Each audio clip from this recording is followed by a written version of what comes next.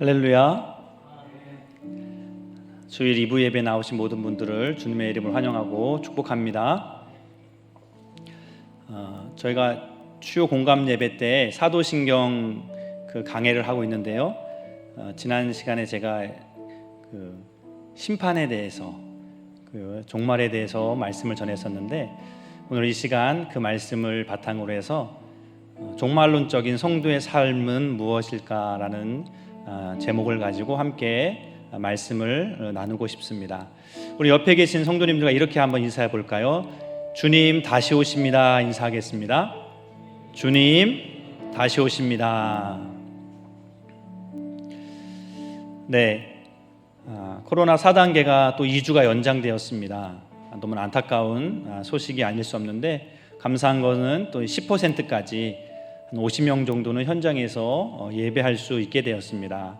우리 어르신들 가운데 방송 예배가 어려우신 분들이나 또 나는 교회 안 가면 힘들어 하시는 분이 있으면 다음 주부터는 오셔도, 내일부터는 오셔도 될 것 같습니다. 코로나19가 잦아들지 않고 계속 확산되고 있습니다. 또 안 좋은 소식은 백신을 맞았는데도 코로나 확진을 받았다, 확진을 걸렸다라는 얘기를 듣게 되면서 정말 언제 끝날까 하는 생각을 할 수밖에 없습니다. 그러면서 교회 안팎에서 이러한 이야기들이 나오고 있죠. 정말 성경에서 말씀하고 있는 이 종말의 징조가 하나 두 개씩 보이는 것이 아닌가라는 그러한 이야기들을 하고 있습니다. 이런 코로나19와 같은 전염병, 세계적인 전염병이 정말 창궐하고 있고, 또 자연 파괴가 심각해지면서 여러 가지 자연 환경이 지금 신음을 하고 있습니다. 계속되는 지진과 화산 폭발, 또 메뚜기 떼와 같은 자연 재해들이 세계 곳곳에서 일어나고 있습니다. 또 끊이지 않는 기아와 전쟁의 소식들, 그리고 적그리스도 이단 사이비들의 득세와 또 성도들이 핍박당하고 순교를 당하고 있다는 그러한 안타까운 소식들도 우리 귀에 들려지고 있습니다. 뿐만 아니라 이제 동성애를 비롯한 도덕 윤리적인 그런 타락이 점점 앞으로 다가와 있습니다. 동성애를 합법화하려는 차별금지법이 또 평등법이라는 그러한 이름으로 국회에 지금 법안이 올라가 있습니다. 여러분들, 우리가 깨어서 기도할 때가 바로 이때라는 생각을 하게 됩니다. 성경 속에 보면 하나님이 심판하신 그러한 여러 가지 이야기들이 나옵니다. 노아의 때에 물로 심판을 했었고, 또 소돔과 고모라는 또 불과 유황으로 그렇게 심판했던 것을 우리가 잘 알고 있습니다. 그런데 우리가 언제 이 끝이 올까, 말세, 종말이 올까 생각해 보면 확실한 사건이 일어나야 됩니다. 그것은 바로 예수님의 재림의 사건이 일어날 때, 그때가 종말의 때인 줄로 믿습니다. 자, 뿐만 아니라 우리 역사 속에서도 하나님의 심판의 어떤 그런 본보기가 있었던 것을 우리는 잘 알고 있습니다. 로마의 폼페이라는 도시에 대한 이야기를 여러분들 들으셨을 겁니다. 이탈리아 중부에 위치한 폼페이라는 시가 있었습니다. 로마 제국에서 당시 가장 번영한 도시 중에 하나였던 이 폼페이는 로마 귀족들의 휴양 도시, 사치와 향락이 끊이지 않았던 그러한 도시였습니다. 얼마나 도시의 기반 시설이 잘 되어 있는지, 그때 1세기 당시인데도 가정마다 목욕탕 시설이 되어 있는데, 그 목욕탕에는 따뜻한 물, 찬물, 뜨거운 물, 세 가지 종류의 물이 공급되었다는 거죠. 그만큼 발전되고 또 호화스러웠던 도시가 바로 폼페이라는 도시라고 합니다. 그렇게 평화롭고 행복할 것만 같았던 그 도시가 한순간에 폐허가 되고 말죠. AD 79년 8월 24일이었습니다. 북서쪽에 있던 베수비오라는 화산이 갑자기 폭발을 일으킨 것이죠. 그래서 18시간 만에 이 폼페이 도시가 5m에서 7m 정도의 화산재와 용암이 도시를 다 덮어버린 것입니다. 미처 도망가지 못한 사람들이 2,000명이나 거기에 매몰됐다는 거죠. 당시 폼페이 도시에 2만 명 정도 살았는데 10%인 2,000명이 저렇게 인간 화석으로 발견이 되었다는 겁니다. 너무나 비참한 그러한 모습이 아닐 수 없습니다.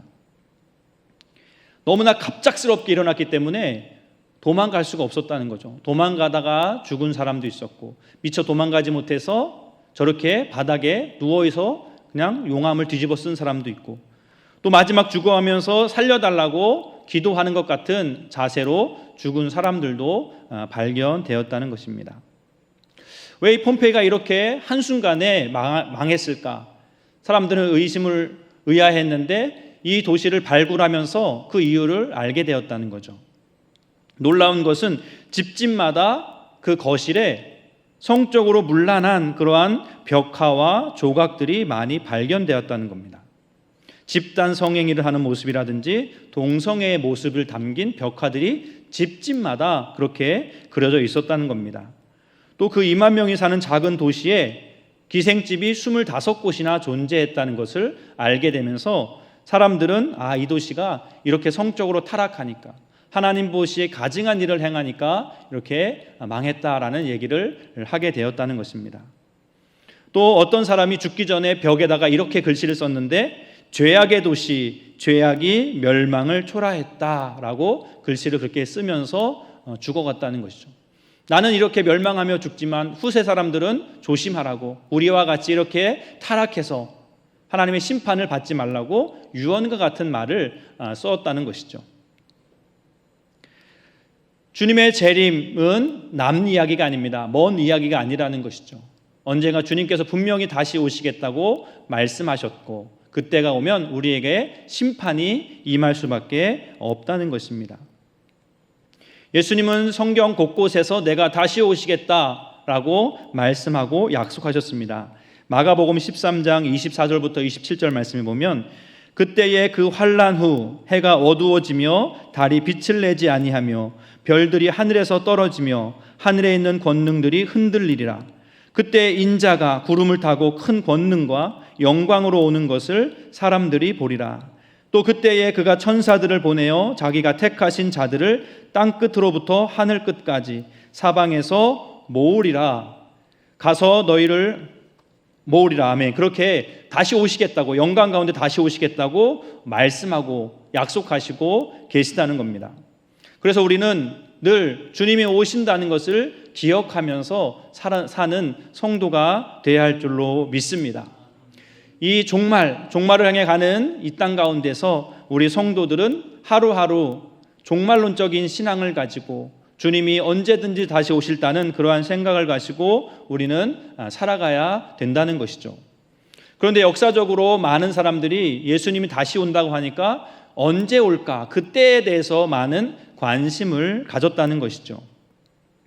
그래서 많은 이단들이 바로 이 재림과 관련돼서 등장했던 것을 보게 됩니다.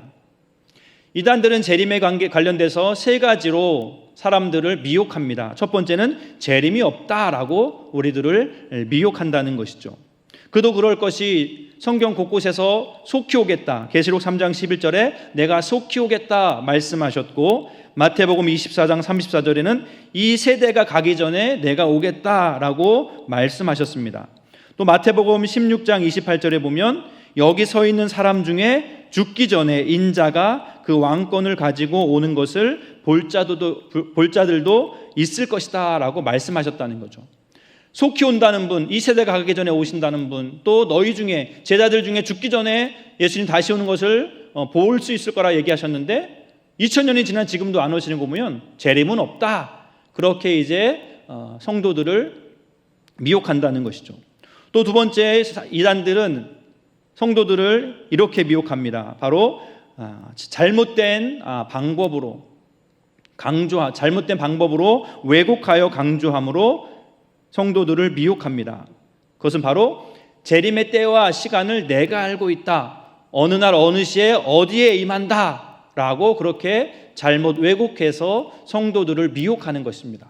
실제로 이런 사건들이 한국 사회에 많이 있었습니다. 가장 대표적으로 1992년 10월 28일 다미선교회, 다가올 미래를 준비하라 다미선교회에서 밤 12시에 주님이 오신다고 했다. 다 우리 기도원으로 올라와라. 그렇게 하면서 한바탕 소동이 일어났었죠. 전국 곳곳에 이분들이 안 가서 전도하는 곳이 없었습니다.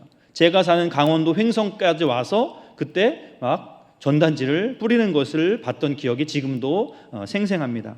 그런데 어떻게 되었죠?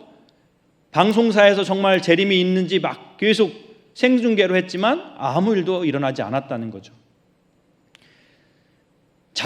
나만 알고 있다, 나에게만 직통계시로 말씀해 주셨다라고 그렇게 호도하고 성도들을 미혹하는 사건들이 지금도 여전히 일어나고 있다는 것이죠. 또한 재림에 대해서 어떻게 성도들 미혹하냐면 내가 바로 이제 재림 예수다라고 재림 예수를 사칭하는 사람들이 너무나 많이 존재한다는 것이죠. 보면 저렇게 자기가 재림 예수라고 그렇게 얘기하는 사람들이 한국에만 무려 40명에서 50명 정도 된다는 겁니다. 저 구인회사라는 분도 저렇고 또 순천에서도 저런 일이 있었고요. 최우평이라는 분, 또 최반석이라는 분도 내가 재림예수다 하면서 저렇게 사람들을 미혹했다는 것이죠. 또한 우리가 잘 알고 있는 여러 가지 세상을 떠들썩하게 했던 그러한 이단들, JMS 정명석, 영생교 조희성, 또 문선명, 또 하나님의 교회의 우리 안산홍, 또 장길자, 또 신천지의 이만희까지 많은 사람들이 내가 재림예수다, 내가 보혜사 성령이다, 내가 천부 하나님이다 그렇게 미혹했지만 아무런 그러한 죽은 사람이 다시 살아나지 않았다는 거죠. 다 재림예수라고 그렇게 유혹했지만 아무런 일도 일어나고 있지 않다는 것입니다. 1992년 다미선교회를 통해서 이제 시한부 종말론은 더 이상 사람들이 속을 것 같지 않은데 왜 지금도 여전히 그렇게 시한부 종말론자의 그런 주장에 그런 유혹에 넘어갈까? 그 이유는 예수님이 정말 다시 온다는 그러한 약속이 있고 믿음이 있기 때문이고 정말로 예수님의 실제 재림이 있을 것이기 때문에 진짜가 있기 때문에 가짜가 존재한다라는 생각을 하게 됩니다. 우리 아이들이 좋아하는 패딩 중에 노스페이스라는 그러한 패딩이 있습니다. 한때는 이 패딩 유행이어서 이거 안 입고 있으면 왕따 당할 정도로 유행했었는데 좀 비쌌어요. 그러니까 엄마들이 비슷한 그림의 옷을 사다 줬는데 알고 봤더니 노블페이스, 짝퉁 옷이었다는 거죠. 또 우리가 아디다스라는 유명한 상표를 알고 있는데 이것도 유명하고 또 잘 팔리니까 비슷한 그림으로 이제 사람을 유혹하는 거죠. 샀더니 내가 싸게 샀다, 아디다스 싸게 샀었더니 봤더니 아디도스를 산 거죠. 짝퉁을 산 겁니다. 진짜가 있기 때문에 짝퉁이 존재한다는 거죠. 그리고 이제 우리 여성분들은 좋은 명품백 하나 갖고 싶어 하실 텐데 너무 명품백이 막 100만 원, 200만 원 넘어가니까 사지는 못하고 이제 짝퉁을 산다는 거죠. 자, 그렇지만 이 짝퉁과 진짜는 언젠가 판가름이 날 때가 온다는 거죠. 언제요? 비가 오거나 어떤 어려움이 닥칠 때 진짜인지 짝퉁인지 알게 된다는 거죠. 비가 올 때 그 백을 머리에 뒤집었으면 뭘까요? 저 짝퉁이에요, 저거. 진짜는 품에 안 씁니다. 비 맞으면 안 되기 때문에. 자, 마찬가지로 재림 예수님은 정말 오시는데 그때가 정말 마지막 때에 진짜와 가짜가 판갈 날 줄로 믿습니다. 그렇다면 예수님은 왜 속히 온다고 말씀하셨는데 왜 이렇게 더디어 오실까? 혹시 예수님이 다시 오시겠다는 그런 약속을 잊어버리신 건 아닐까? 그건 아닌 것 같아요. 성경에 보면 이렇게 말씀합니다. 우리 베드로후서 3장 9절 말씀 우리 같이 한번 봉독해 보겠습니다. 주의 재림은 어떤 이들이 더디다고 생각하는 것 같이 더딘 것이 아니라 오직 주께서는 너희를 대하여 오래 참으사 아무도 멸망하지 아니하고 다 회개하기에 이르기를 원하시느니라. 아멘. 주님이 다시 오신다고 하셨는데 늦게 오시는 이유는 조금 더 기회를 주기 위해서, 더 많은 사람이 멸망당하지 않고 구원받기 위해서, 다 회개하고 구원받기 원하셔서 조금 더 늦추신다는 거죠. 오늘 예수님이 재림하지 않은 이유는 오늘 나를 통해서 누군가가 이 복음을 들어야 하기 때문에 우리 주님께서 더디 오시는 줄로 믿습니다. 따라서 우리는 하루하루 때를 얻든지 못 얻든지 우리 주변에 아직 주님을 알지 못하는 천국 복음을 듣지 못한 자에게 복음을 전하는 그런 삶을 살아야 할 줄로 믿습니다. 예수님의 재림은 나만 알고 있는, 나에게만 직통계시로 주었다, 나만 알고 있다라고 하는 사람들은 다 거짓이라는 거죠. 왜냐하면 예수님은 재림하실 때 어떻게 임하느냐? 올라간 그대로 내려오겠다, 올라간 그대로 너희들이 볼 수 있을 것이다 말씀합니다. 사도행전 1장 11절 말씀인데요, 이르되 갈릴리 사람들아 어찌하여 서서 하늘을 쳐다보느냐? 너희 가운데서 하늘로 올려지신 이 예수는 하늘로 가심을 본 그대로 오시리라 하였느니라. 예수님의 재림은 어떻게 일어날까? 여러 가지 많은 우리가 상상해 볼 수 있지만 예수님이 제자들 앞에서 승천하셨던 그 모습 그대로 오시겠다는 거죠. 이것은 무엇을 말씀하는 걸까요? 눈에 보이지 않는 영적으로 그냥 임한 것이 아니라 눈에 보일 수 있는 육신을 가지고 예수님이 임하겠다라고 말씀하는 거죠. 그리고 이것은 어떤 주장이나 허무맹랑한 이야기가 아니라 사실로, 팩트로 일어날 일임을 우리는 알게 됩니다. 또한 예수님께서는 구름 중에 오르셨던 것처럼 영광스럽게 재림하실 것이다 라고 말씀합니다. 마가복음 13장 26절 말씀인데요, 그때 인자가 구름을 타고 큰 권능과 영광으로 오는 것을 사람들이 보리라. 모든 사람들이 예수님이 구름 타고 권능으로 영광스러운 빛으로 임하는 것을 다 볼 수 있을 것이다. 누구도 그것에 대해서 부인할 수 없는 그러한 모습으로 예수님께서 다시 오시겠다라고 말씀하고 계시다는 겁니다. 그래서 어떤 사람이 나 혼자만 들었어, 내가 기도하니까 나에게 말씀해 주셔서 어디 어느 지역에 어느 때에 임하신다더라, 그런 얘기들은 다 거짓이라는 거죠. 자, 그러면 예수님께서 왜 이 땅 가운데 다시 재림하실까? 재림하시는 목적은 무엇일까? 그것은 바로 두말할 나위 없이 바로 심판하기 위해서라는 거죠. 그런데 우리가 심판하면 다 두려운 마음이 있습니다. 내가 예수 믿지만 잘못한 게 있거든요. 또 실수한 게 있거든요. 그러면 내가 어떻게 될까? 우리가 두려워할 수 있는데, 자, 이 심판은 의인에게와 악인에게 다른 심판이라는 겁니다. 의인에게는 하나님께서 약속하신 상급이 주어지는 상급 심판이지만, 악인은 그거에 대한 형벌로 심판이 이루어진다는 거죠. 저와 여러분들은 예수님을 끝까지 믿고 믿음 생활 최선을 다할 때 하나님께서 우리에게 상급을 주시는 그러한 잔치의 자리고, 또 상급받는 그러한 자리가 바로 예수님 재림의 자리인 것입니다. 히브리서 11장 6절 말씀인데요, 믿음이 없이는 하나님을 기쁘시게 하지 못하나니 하나님께 나아가는 자는 반드시 그가 계신 것과 또한 그가 자기를 찾는 자들에게 상 주시는 이심을 믿어야 할지니라.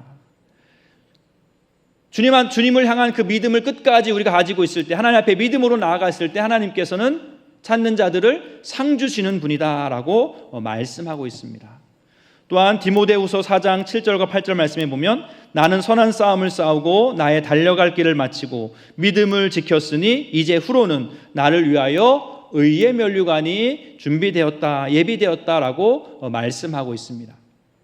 또 야고보서 1장 12절에도 시험을 참는 자는 복이 있나니 이는 시련을 견디어낸 자가 주께서 자기를 사랑하는 자에게 약속하신 생명의 면류관을 얻을 것이다 라고 말씀합니다. 우리가 끝까지 달려갈 길을 다하고 믿음을 지켰을 때 주님께서 우리에게 약속하신 의의 면류관, 생명의 면류관을 주시겠다 말씀합니다.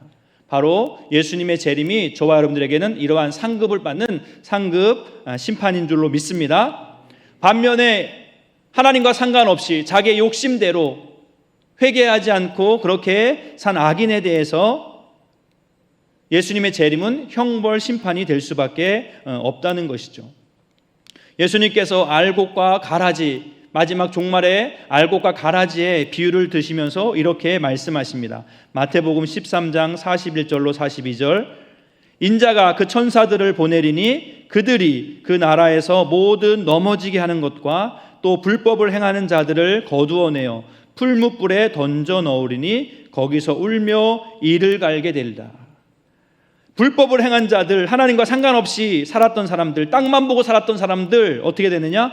풀무불에 던져져서 슬피 울며 이를 갈게 될 것이다 라고 말씀합니다.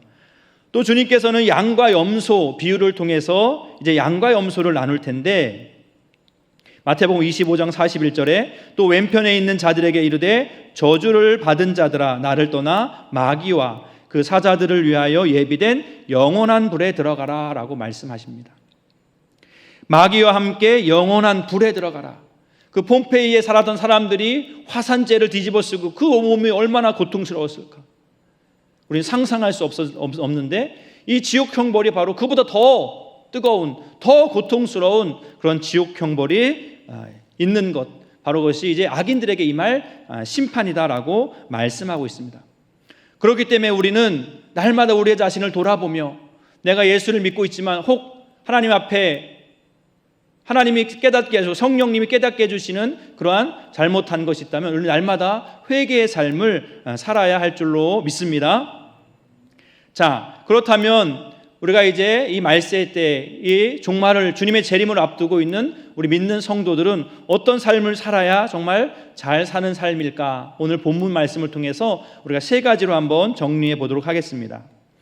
먼저는 첫 번째, 정신 차리고 근신하여 기도하라 말씀하십니다. 우리 베드로전서 오늘 본문 4장 7절 말씀입니다. 우리 같이 한번 봉독해 보겠습니다. 만물의 마지막이 가까이 왔으니 그러므로 너희는 정신을 차리고 근신하여 기도하라. 아멘. 만물의 마지막이 가까웠으니 너희는 정신을 차리고 돈을 벌어라가 아니라 정신을 차리고 근신하여 기도하라라고 말씀하고 있습니다. 근신한다는 얘기는 자신을 절제한다는 거예요. 할 것이 많지만 절제하고 기도에 힘쓴다는 거죠.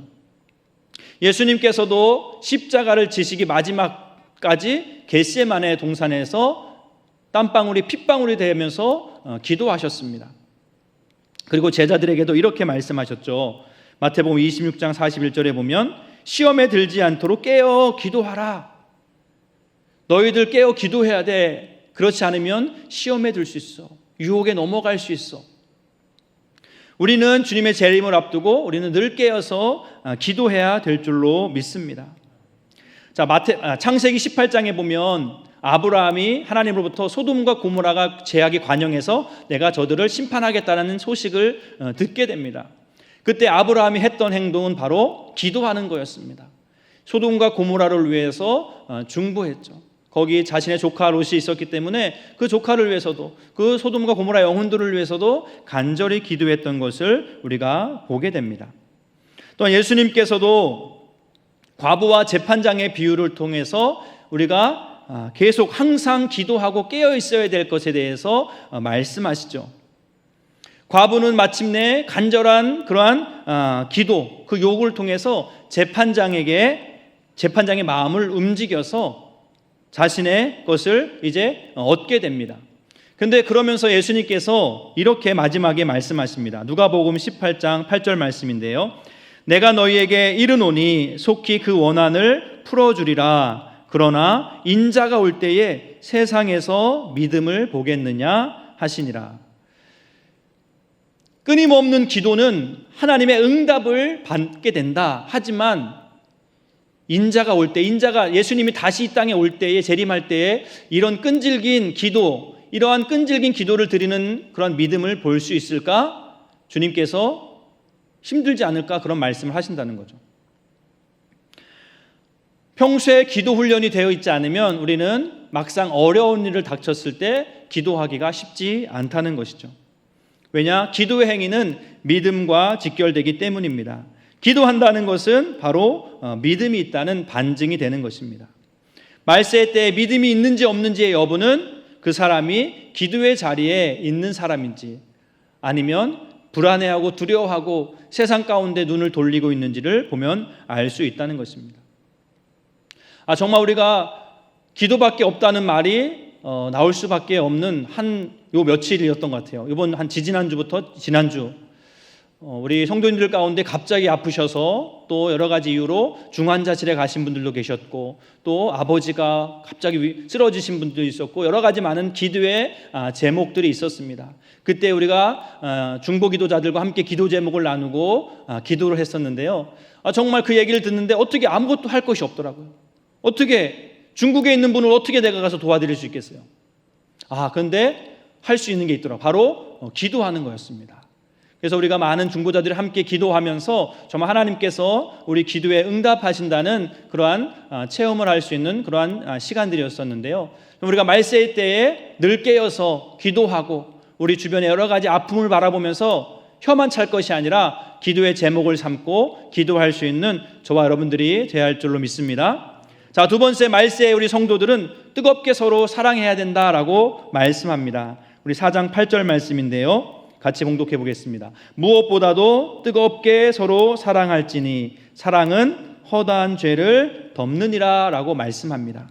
뜨겁게 서로 사랑하라 그렇게 말씀합니다. 왜냐하면 말세가 되면 이런 사랑이 점점 식어지기 때문에, 사랑이 없어지기 때문이라고 성경은 말합니다. 우리 디모데후서 3장 1절부터 4절 말씀에 보면 너는 이것을 알라. 말세에 고통하는 때가 이르러 사람들이 자기를 사랑하며 돈을 사랑하며 자랑하며 교만하며 비방하며 부모를 거역하며 감사하지 아니하며 거룩하지 아니하며 무정하며 원통함을 풀지 아니하며 모함하며 절제하지 못하며 사나우며 선한 것을 좋아하지 아니하며 배신하며 조급하며 자만하며 쾌락 사랑하기를 하나님 사랑하는 것보다 더한다라고 말씀합니다. 말세 때의 징조 중에 하나는 뭐냐면 사랑이 식어진다는 거예요. 사랑이 없어진다는 거예요. 물론 사람들은 사랑을 이야기합니다. 하지만 하나님이 원하는 사랑과는 거리가 먼 거죠. 다시 말해 사랑의 질서가 파괴된다는 겁니다. 이 어거스틴, 우리 고백록으로 유명한 어거스틴은 우리가 사랑에도 질서가 있어야 된다라고 이야기합니다. 그게 뭐냐면 최고로 사랑할 대상은 최고로 사랑하고 좀 덜 사랑할 거는 덜 사랑해야 되는데 말세가 되면 이것이 뒤죽박죽이 된다는 거예요. 덜 사랑해도 되는 걸 최고로 사랑하고 최고로 사랑할 존재를 덜 사랑하는 그런 때가 온다는 것이죠. 우리가 최고로 사랑해야 될 분은 누굴까요? 우리가 마음과 뜻과 정성을 다하여 사랑할 분은 하나님이 있습니다. 또한 둘째 계명은 내 이웃을 내 몸과 같이 사랑하라. 이것이 예수님께서 우리에게 사랑하라고 명령하신 두 가지 대상이죠. 하나님 사랑과 이웃 사랑.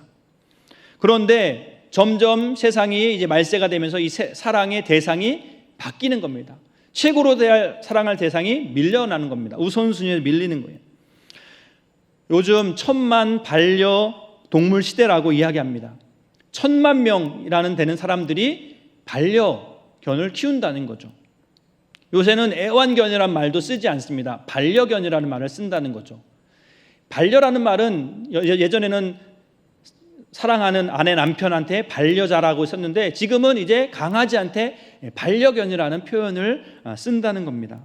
저 사진을 보면 영국의 한 여성인데 나는 결혼하지 않겠다. 그리고 저 개와 결혼을 한 거예요. 저 여인이 생각해보면 남자들을 사귀지 않은 건 아닌 것 같아요. 왜 개랑 결혼했냐 물어봤더니 완벽한 남자가 없다는 거예요. 나를 끝까지 사랑해주는 남자가 없다는 거죠. 결혼하기 전에 나를 사랑한다 했다가 결혼하고 나니까 뭐 이런 핑계 저런 핑계 또 나를 실망시키는 거예요. 그러니까 난 남자 싫어. 그런데 걔는 항상 나만 바라보는 거예요. 나한테 충성하는 거예요. 나를 항상 반기는 거예요. 그러니까 나 걔랑 결혼해야겠다. 걔와 결혼했다는 거예요. 저기 증명서까지 이렇게. 우리가 이제 점점 이제 말세가 되면 어떻게 되냐면 동성애가 성행하게 되고요. 그거 더 나가서 동물들과 결혼하는 사건들이 일어나게 된답니다. 지금 선진국에서는 이런 일들이 벌써 일어나고 있습니다. 동성애를 합법한 나라에서는 도시에서는 사람으로 만족을 못하는 거예요. 왜 남자가 남자끼리 결혼하는데 왜 동물하고는 결혼 못하냐? 난 걔랑 결혼하겠다. 나는 뭐랑 결혼하겠다. 그런 일들이 지금 일어나고 있다는 것이죠. 사랑의 질서가 완전히 파괴된 겁니다.